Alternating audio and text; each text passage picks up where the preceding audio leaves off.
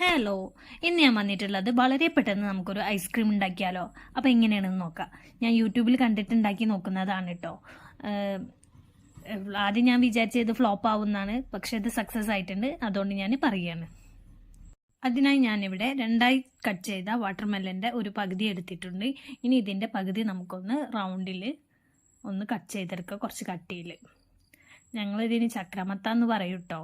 നിങ്ങളെന്താന്ന് പറയാന്നുള്ളത് ഞാൻ മുന്നേ ഒരു വീഡിയോയിൽ പറഞ്ഞിരുന്നു, കമൻറ്റ് ഇടാൻ. നിങ്ങൾ ആരും ഇട്ടിട്ടില്ല. അപ്പോൾ എന്താ പറയാന്നുള്ളത് ഇതിലെങ്കിലും കമൻറ്റ് ഇടുക. അപ്പോൾ നമ്മുടെ വാട്ടർമെലൻ ഇവിടെ പകുതി കട്ട് ചെയ്തെടുത്തിട്ടുണ്ട്. ഇനി നമുക്കിത് പിസ്സ ഒക്കെ കട്ട് ചെയ്യുന്നത് പോലെ ഒന്ന് കട്ട് ചെയ്തെടുക്കാം. വാട്ടർമെലൻ വെച്ച് പല രീതിയിലും ഐസ്ക്രീം ഉണ്ടാക്കുന്ന വീഡിയോസൊക്കെ യൂട്യൂബിലുണ്ട് കേട്ടോ. ഇത് ഞാൻ കണ്ടിട്ട് വളരെ സിമ്പിളാണെന്ന് തോന്നിയ കാരണമാണ് ട്രൈ ചെയ്ത് നോക്കുന്നത്. നോമ്പിൻ്റെ ടൈമിലാണ് ഞാൻ ഈ വീഡിയോ യൂട്യൂബിൽ ആദ്യമായിട്ട് കാണുന്നത്. അതുകൊണ്ട് നോമ്പ് കാലമായതുകൊണ്ട് ഈ ഐസ്ക്രീം ഉണ്ടാക്കി നോക്കലൊന്നും നടക്കില്ലല്ലോ. ടേസ്റ്റ് ഒന്നും നോക്കാൻ പറ്റാത്തൊരവസ്ഥയാണ്. അതുകൊണ്ട് നോമ്പ് കഴിഞ്ഞ പാടാണ് ഇത് ഉണ്ടാക്കി നോക്കുന്നത്.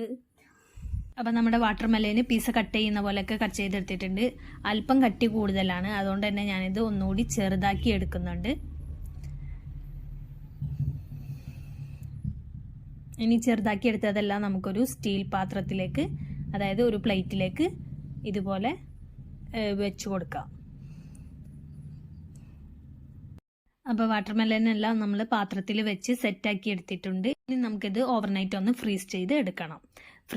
ഫ്രീസറിൽ തന്നെ വെക്കണം, താഴെ വെക്കരുത്. കട്ടായിട്ട് കിട്ടണം ഇത്. അപ്പോൾ ഇത് നമ്മൾ പിറ്റേ ദിവസം രാവിലെ ആയപ്പോൾ എടുത്ത് നോക്കിയപ്പോൾ നല്ല കട്ടായിട്ടുണ്ട്. രണ്ടും പാടെ എടുത്ത് മുട്ടിച്ച് നോക്കുമ്പോൾ നല്ല കട്ടയിലാണ് കിട്ടുന്നത്, ഒട്ടും തന്നെ ഒടിഞ്ഞു പോവാതെ. ഇനി നമുക്കിതൊരു ഗ്രൈൻഡ് ചെയ്യുന്ന ഒരു സാധനം എടുത്തിട്ട് അതിലേക്ക് ഒരു ബൗൾ എടുത്തിട്ട് ഇങ്ങനെ ചരണ്ടേസൊക്കെ ചരണ്ടുന്ന പോലെ നമുക്കൊന്ന് ചരണ്ടിയെടുക്കാം. ഇങ്ങനെ എല്ലാ പീസും നമുക്ക് ചരണ്ടിയെടുക്കാം.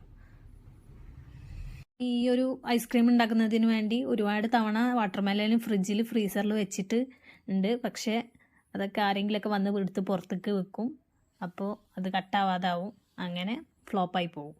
അങ്ങനെ ലാസ്റ്റായിട്ട് ഇത് സക്സസ് ആയി. വീട്ടിൽ ആരും ഇല്ലാത്ത സമയമാണ്, അപ്പോൾ ചെയ്ത് നോക്കിയതാണ്. അപ്പോൾ നല്ലതുപോലെ സക്സസ് ആയിട്ട് വന്നിട്ടുണ്ട്. അപ്പോൾ വളരെ സിമ്പിളാണ്, എല്ലാവർക്കും തയ്യാറാക്കി നോക്കാവുന്ന രീതിയാണ്. അപ്പോൾ ഇത്രേ ഉള്ളൂ. ഇനി ലാസ്റ്റായിട്ട് നമുക്ക് ഈ ചിരണ്ടി എടുത്ത വാട്ടർമെലനിലേക്ക് മിൽക്ക് മെയ്ഡ് ഒഴിച്ചു കൊടുക്കാം. മിൽക്ക് മെയ്ഡാണ് ഇതിന്, പഞ്ചസാര ഒന്നും ഉപയോഗിക്കുന്നില്ല. ഇതാണ് ഇതിൻ്റെ ടേസ്റ്റ്. വേണമെങ്കിൽ ഇതിലേക്ക് നമുക്ക് നാരങ്ങ നീര് പിഴിഞ്ഞ് ഒഴിച്ച് കൊടുക്കാം. അപ്പോൾ ഇത്രേ ഉള്ളൂ, വളരെ സിമ്പിളാണ്. എല്ലാവരും ഒന്ന് ട്രൈ ചെയ്ത് നോക്കാം. നല്ല ടേസ്റ്റാണ് കേട്ടോ.